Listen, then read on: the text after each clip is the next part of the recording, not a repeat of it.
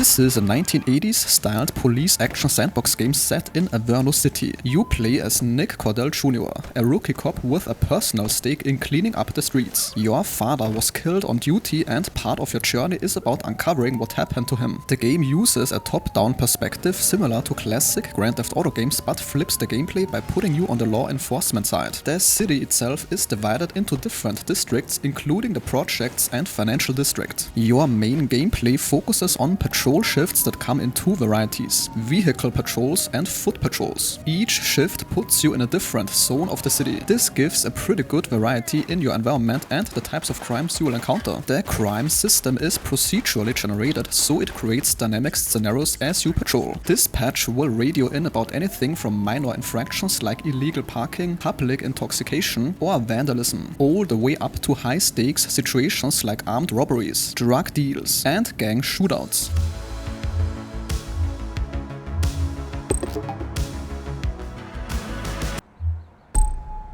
Now, what's interesting is how quickly situations can escalate. What looks like a simple bag snatching at first can suddenly turn into a gunfight when the suspect pulls a weapon. When dealing with suspects, there's a detailed arrest procedure to follow. If someone seems suspicious, you can search them and sometimes find contraband, like narcotics or illegal weapons. You absolutely need to specify each violation when processing them. After eventually cuffing someone, you call for an escort vehicle to take them away, and you can totally lose points for poor decisions or excessive force. The vehicle mechanics themselves are pretty detailed. Your police car can actually sustain damage during pursuits and crashes. There are about 30 stunt jumps scattered throughout the city. Like I said in my previous video, the driving feels much better with a controller than keyboard and mouse. But also simply walking on foot is just smoother on a controller. The game's support system gives you tactical options during pursuits. You can call in backup vehicles to approach from different angles, helicopters to track fleeing suspects, and set up roadblocks or spike strips to stop vehicles.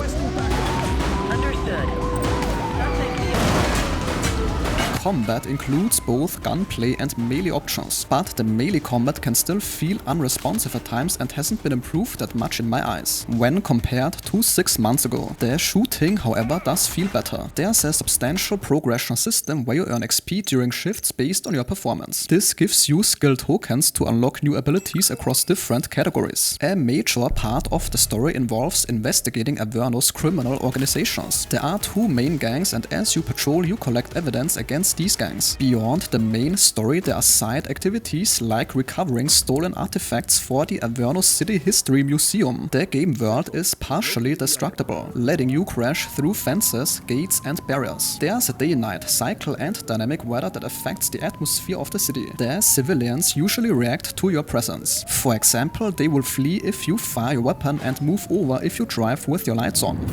We are observing an individual illegally dumping trash. Affirmative. Understood. 84, Adam. Show us handling. Dispatch, I need a warrants check on an ID.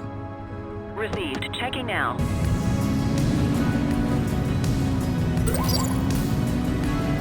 The game does not allow you to create your own character, but you unlock different police vehicles as you progress. While there is a conduct system in place that tracks your behavior, it is not overly strict. The developers are going for that fun arcade feel while still making you follow basic police protocols. And that sentence concludes today's video. If your time was respected, a like or comment is very much appreciated.